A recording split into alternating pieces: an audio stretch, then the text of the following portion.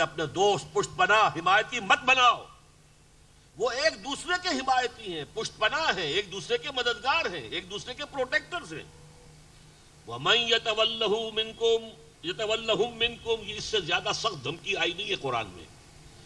جو کوئی بھی تم میں سے ان کے ساتھ دوستی کرے گا فَإِنَّهُ مِنْهُمْ، اللہ کے نزدیک وہ انہی میں سے شمار ہوگا، وہ مسلمان شمار نہیں ہوگا، وہ یہودی یا نصرانی شمار ہوگا. سخت ترین الفاظ اس آیت کے. ان اللہ لا یہدی القوم الظالمین، اللہ ایسے ظالموں کو ہدایت نہیں دیتا. یہ ہے اصل پس منظر. اس پس منظر میں اب جو لوگ اس دوراہے پر آ کر ٹھٹک گئے تھے، میں نے عرض کیا نا، یا تو ایک انسان کا طرز عمل یہ ہوتا ہے کہ ہر چباد آباد، اب جو ہو سو ہو. طارق جو بر کنارہ اندلس سفینہ سوخت، طارق نے جب کہ ہسپانیہ کے ساحل پر اتر گئے اپنی کشتیاں جلا دی تاکہ کسی کے دل میں خیال بھی نہ آ سکے کہ واپس جا سکتے ہیں. اب تو یہیں پر مریں گے یا یہیں پر اللہ کی دین جو ہے اسے غالب کریں گے.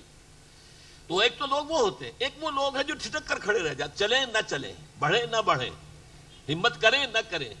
ان کے اندر وہ ضعف ارادے کی قوت نہیں، عزیمت نہیں، ہمت نہیں، حوصلہ نہیں، بالکل یکسو نہیں ہو گئے ہیں کہ اب ہمیں تو آخرت درکار ہے، دنیا سے کوئی سروکار نہیں. جب تک یکسو نہ ہو آدمی تو پھر وہ ٹھٹک کر کھڑا ہوتا ہے، وہ پیچھے ہٹتا ہے. جبکہ جو لوگ جن کے اندر خلوص اور اخلاص ہے وہ آگے بڑھتے ہیں دشمن کے مقابلے کے لیے. یہ پیچھے ہٹیں گے، تھوڑا تھوڑا کر کے پیچھے ہٹیں گے. یہ ارتداد معنوی ہے، ارتداد قانونی نہیں. قانونی ارتداد تو یہ ہے کہ کوئی شخص کھلم کھلا عیسائی ہو جائے، کوئی شخص کھلم کھلا، جیسے آپ کو معلوم ہے حضرت ام حبیبہ رضی اللہ تعالی عنہا جب ہجرت حبشہ کر کے گئی ہیں اپنے شوہر کے ساتھ، تو ان کا شوہر وہاں جا کر عیسائی ہو گیا، مرتد ہو گیا. جب مرتد ہو گیا تو نکاح ختم ہو گیا. پھر حضور نے پیغام بھیجا ہے، اس لیے کہ آخر ابو سفیان کی صاحبزادی تھی، گویا کہ قریش کے بڑے اونچے گھرانے کی. تو حضور نے پیغام بھیجا ام حبیبہ کو، اور حضرت نجاشی رحمۃ اللہ علیہ نے نکاح پڑھایا غائبانہ. حضور مدینے میں ہے، نکاح وہاں ہو رہا ہے حبشہ میں، اور نجاشی رحمۃ اللہ علیہ نے ہی اپنی طرف سے مہر ادا کیا. تو یہ ارتداد ایک قانونی ارتداد ہوتا ہے کہ ایک شخص کھلم کھلا عیسائی ہو جائے، یہودی ہو جائے، ہندو ہو جائے، سکھ ہو جائے، پارسی ہو جائے، اور اسلامی ریاست اگر قائم ہے تو اس کی سزا قتل. قتل مرتد پر ایک کتاب ابھی ہم نے چھاپی ہے جسٹس تنزیل الرحمان صاحب کی، جو ہمارے یہاں کی بڑی علمی شخصیت ہیں. ان کی بڑی پرانی کتاب تھی، بہت عرصے سے وہ جو ہے دستیاب نہیں تھی. ویسے اس موضوع پر مولانا مودودی کا ایک رسالہ بھی موجود ہے، قتل مرتد. لیکن یہ چونکہ جسٹس ہیں، قانون دان، لہذا ان کی کتاب جو ہے وہ واقعہ یہ ہے کہ جو حضرات بھی اس مسئلے کے قانونی پہلوؤں کو سمجھنا چاہیں انہیں ضرور جسٹس تنزیل الرحمان صاحب کی اس کتاب کو پڑھنا چاہیے. لیکن یہ ہے ارتداد قانونی، ارتداد ظاہری. ایک ہے نفاق، ارتداد معنوی، پیچھے تو ہٹ رہے ہیں لیکن اسلام کا جو اوپر لیبل ہے وہ لگا ہوا ہے. اس کی میں بہترین مثال دیا کرتا ہوں، بہت عرصہ ہو گیا ان چیزوں کو، کہ جیسے کہ کوئی شہتیر ہے، دیمک اسے لگ گئی ہے. وہ دیمک کو بھی اللہ نے کیا کیڑا ہے چھوٹا سا، لیکن اتنی سمجھ دے رکھی ہے کہ وہ شہتیر کو اندر ہی اندر کھوکھلا کرتی ہے، اوپر جو ہے ایک ونیئر چھوڑتی جاتی ہے. دیکھنے والوں کو پتہ نہ چلے کہ اندر سے کھوکھلا ہو گیا شہتیر، اندر سے کھا جائے گی. یا دروازے کی چوکھٹ ہے، وہ اندر سے کھا جائے گی لیکن اوپر سے نظر نہیں آئے گا. وہ تو جب اچانک شہتیر گرے گا معلوم ہوگا کہ یہ تو در حقیقت اس کو کھا لیا دیمک نہیں، بلکہ یہی واقعہ یاد آ کہ حضرت سلیمان کے ساتھ ہوا تھا.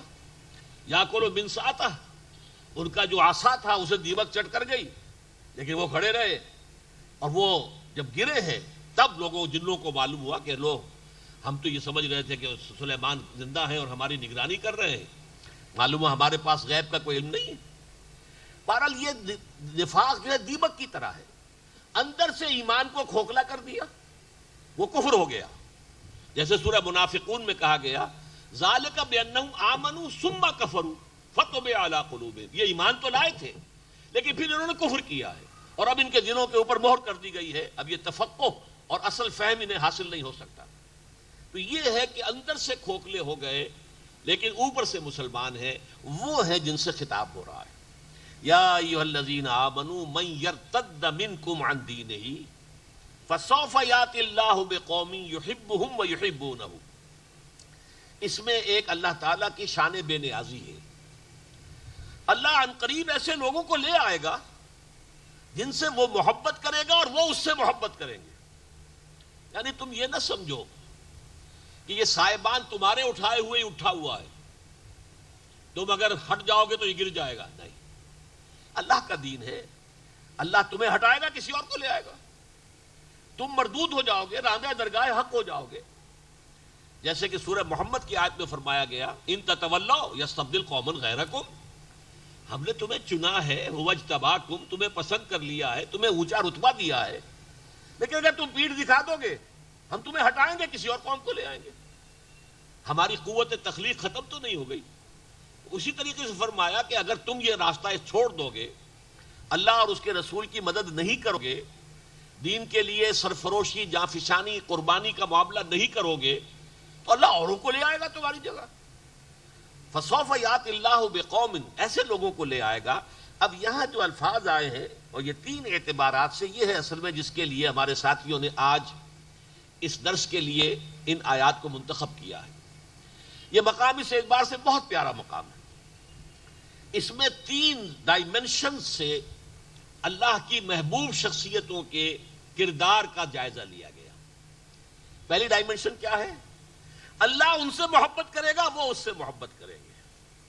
اب یہ نہایت پیارا انداز ہے، پورے قرآن مجید میں منفرد ہے یہ مقام، اس لیے کہ اللہ اور اہل ایمان کی محبت کا ذکر تو قرآن میں ہے بہت جگہ.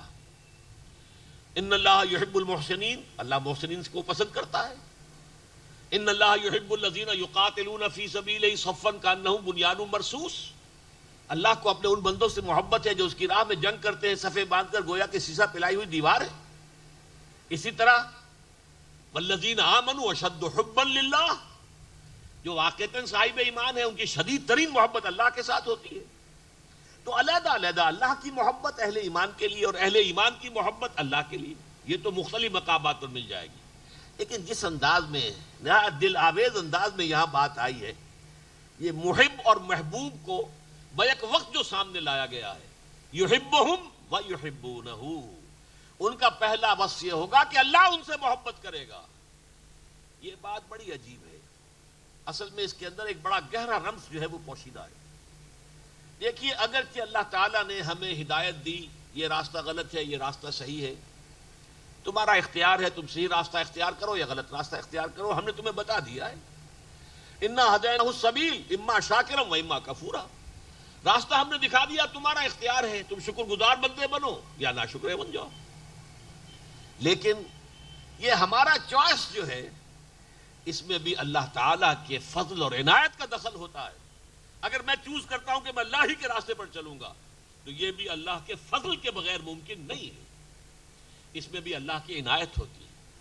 محبت پہلے اللہ کی طرف سے آتی ہے. اسی کو کہا جاتا ہے کہ ایک تو ہوتے ہیں سالک مجذوب، ایک ہوتے ہیں مجذوب سالک. کچھ لوگ ایسے ہوتے ہیں جنہیں اللہ اپنی طرف کھینچ لیتا ہے. اللہ یجتبی الیہ من یشاء، اللہ جس کو چاہتا ہے اپنی طرف کھینچ لیتا ہے. اب حضرت عمر تو نکلے تھے حضور کو قتل کرنے کے ارادے سے، اللہ نے زبردستی کدھر جا رہے ہو، ادھر آؤ دیا، اور وہ اپنی وہ تلوار ننگی جو حضور کے قتل کرنے کے ارادے سے ننگی لے کے تلوار جا رہے تھے، اسے گلے میں حمائل کر کے غلاموں کی طرح حاضر ہو گئے. تو وہاں اجتباع پہلے ہوا ہے، ہدایت بعد میں آئی ہے. اور بعض لوگ وہ ہوتے ہیں جن کو سالک مجذوب کہتے ہیں، جو لوگ خود چلتے ہیں قدم قدم بقدم اللہ کی طرف، اور پھر اللہ انہیں اپنی طرف کھینچ بھی لیتا ہے بعد میں. لیکن پہلے ان کی عمل کی جد و جہد ہوتی ہے. ایک وہ ہوتے ہیں جنہیں اللہ کھینچ لیتا ہے، جس کو چاہے اس کی پسند ہے. تو یہ وہ لوگ ہیں جن کو اللہ کھینچ لیتا ہے. یہ سورہ حج کی آخری آیت میں بھی هو اجتباکم، اللہ نے تمہیں چن لیا ہے، پسند کر لیا ہے. یہ اللہ کا فضل سمجھو. اور اس کا پھر عکس کیا ہوگا؟ یحبونہ، وہ اس سے محبت کریں گے. یہ میں بھی آیت آپ کو سنا چکا ہوں سورہ بقرہ کی، والذین آمنوا اشد حبا للہ. ایمان کی یہ ڈیفینیشن جو ہے یہ بہت کم لوگوں کے سامنے ہے. اہل ایمان تو حقیقت میں وہ ہیں کہ جو شدید ترین محبت اللہ سے کرتے ہیں. کوئی محبت ان کے دل کے سنگھاسن پر اللہ کی محبت کے برابر براجمان نہیں ہو سکتی. اس کے بالا ہو جانا تو گویا کہ یوں سمجھیے قیامت ہے، برابر بھی نہیں. اللہ بڑا غیور ہے. بڑا پیارا شعر ہے حضرت مجذوب کا رحمت اللہ علیہ، ہر تمنا دل سے رخصت ہو گئی، اب تو آ جا، اب تو خلوت ہو گئی. اللہ دل میں آتا ہے بندہ مومن کے جبکہ دل خالی ہو چکا ہو، ہر محبت سے خالی ہو چکا ہو، تب محبت خداوندی ڈیرا جماتی ہے. یہ معاملہ جو ہے یحبون اشد حبا للہ، اسی کو پھر سورہ توبہ کے اندر آپ کو معلوم ہے کس قدر سخت آیت ہے. قل ان کان آباؤکم وابناؤکم واخوانکم وازواجکم وعشیرتکم واموال اقترفتموها وتجارۃ تخشون کسادها ومساکن ترضونها احب الیکم من اللہ ورسولہ وجہاد فی سبیلہ فتربصوا حتی یاتی اللہ بامرہ واللہ لا یہدی القوم الظالمین. اے نبی ان سے کہہ دیجئے اگر تمہیں اپنے باپ، اپنے بیٹے، اپنے بھائی، اپنی بیویاں یا بیویوں کے لیے شوہر اور اپنے رشتہ دار اور وہ مال جو تم نے بڑی محنت سے جمع کیے ہیں، وہ بلڈنگیں جو تم نے بنائی ہیں، محلات بنائے ہیں، تمہیں پسند ہے، وہ کاروبار جس میں کساد کا تمہیں اندیشہ رہتا ہے، اگر یہ 8 چیزیں زیادہ محبوب ہیں اللہ سے اور اس کے رسول سے اور اللہ کی راہ میں جہاد سے، جاؤ دفاع ہو جاؤ، انتظار کرو یہاں تک کہ اللہ اپنا فیصلہ سنا دے. اور اللہ کا فیصلہ اٹل کیا ہے؟ اللہ ایسے ظالموں کو ہدایت نہیں دیتا، ایسے فاسقوں کو ہدایت نہیں دیتا. جب تک توحید فی المحبت نہیں آ جائے گی. ایک ہے عقیدے کی توحید، اللہ ایک ہے، اللہ کی صفات میں کوئی اس کے ساتھ شریک نہیں ہے، یہ عقیدہ ہے. ایک ہے عملی توحید، محبوب ترین ہستی اللہ بن جائے، کوئی اور شے اس کے برابر محبوب نہ ہو. یہ توحید فی المحبہ، محبت میں توحید اللہ کی.